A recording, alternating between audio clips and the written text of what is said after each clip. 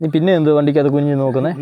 ഇതെന്ത് ഈ hyper spec എന്നൊക്കെ പേരിട്ട് വെച്ചേക്കുന്നത്? അവിടെ ഹൈപ്പർ സ്പെക്ക് എന്ന് പറയുന്നത് ഈ ഒരു ഫ്രെയിമിന്റെ അല്ലെങ്കിൽ ഷാസിയുടെ പേരാണ്. ഇതിന്റെ തന്നെ RR310 ഉണ്ടല്ലോ, RR310 പേരെന്ന് പറഞ്ഞാൽ റേസ് സ്പെക്ക് എന്നാണ്. ആ ഒരു ഷാസി ഡിസൈൻ ചെയ്തിരിക്കുന്നത് കൂടുതലും റേസ് ട്രാക്കിൽ വാഹനം ഓടിക്കുന്നത്, അല്ലെങ്കിൽ അതൊരു ഫേഡ് മോട്ടോർ സൈക്കിളാണ്, റേസ് മോട്ടോർ സൈക്കിളാണ്. അപ്പോൾ അതിൻ്റെ ഒരു എർഗണോമിക്സ് റേസിങ്ങിന് വേണ്ടിയുള്ള ബാലൻസ് പ്രൊവൈഡ് ചെയ്യാനായിട്ട്. ഇതെന്ന് പറഞ്ഞാൽ ഹൈപ്പർ സ്പെക്ക്, അതായത് ഒരു നേക്കഡ് സ്ട്രീറ്റ് ഫൈറ്റർ മോഡൽ ആയതുകൊണ്ട് തന്നെ ഇതൊരു പുതിയ ഷാസിയാണ് വന്നിരിക്കുന്നത്. അപ്പോൾ ഈ ഒരു സാധനമാണ് നിന്റെ ഷാസി. ഇതാണ് നിന്റെ സബ് ഫ്രെയിം എന്ന് പറയുന്നത്. ഇതൊരു അലുമിനിയം സബ് ഫ്രെയിം ആണ്, പ്ലാസ്റ്റിക് പാനലോ കാര്യങ്ങളൊന്നുമല്ല. ഈ ഒരു സബ് ഫ്രെയിമിലാണ് നിന്റെ ബാക്ക് ബോഡിയൊക്കെ നിൽക്കുന്നത്.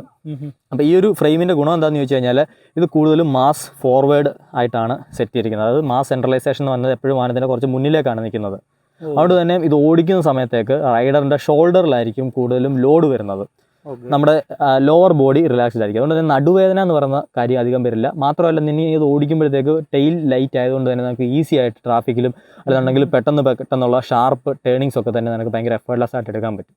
വണ്ടി കുറേ കൂടെ സ്റ്റേബിൾ ആയിരിക്കും. അതേപോലെ തന്നെ കോർണർ ചെയ്യുന്ന സമയത്താണെന്നുണ്ടെങ്കിൽ നമുക്ക് കൂടുതൽ ഫ്രണ്ട് വീലിലേക്ക് വാഹനത്തിൻ്റെ ലോഡ് കൊടുക്കാനും കുറച്ചുകൂടെ കോൺഫിഡൻ്റ് ആയിട്ട് ഗ്രിപ്പി ആയിട്ട് ഓടിക്കാനും അങ്ങനെയൊക്കെ ഇരുന്ന് ഓടിക്കാൻ പറ്റും. അപ്പോൾ അതാണ് ഹൈപ്പർ സ്പെക്ക് കൊണ്ട് ഉദ്ദേശിക്കുന്നത്. അതാണ് ഈ ഒരു പുതിയ ഷാസിയുടെ പേരാണ് ഹൈപ്പർ സ്പെക്ക്. നൈസ്.